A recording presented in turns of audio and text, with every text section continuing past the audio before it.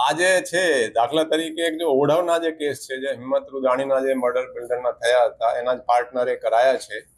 એમાં તમે જુઓ છો કે સૌથી પહેલા પોલીસે આવીને ઓઢવ પોલીસ સ્ટેશનમાં જે સીસીટીવી છે, જે ખાનગી સીસીટીવી ફીડ આવે છે, એનાથી ચેક કર્યા.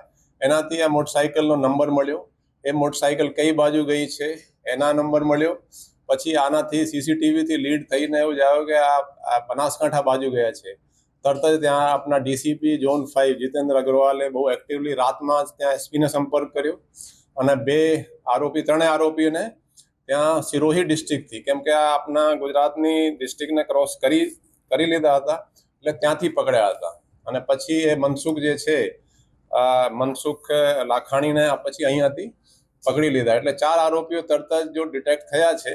એમાં 3 આરોપીઓ તો સીસીટીવી એટલે ક્લુ જે છે સીસીટીવીથી જ મળ્યા છે. એ પણ જે ફીડ પોલીસ સ્ટેશનમાં આવી હતી. એટલે આપણે બહુ એમાં સક્સેસ થઈ રહ્યા છીએ.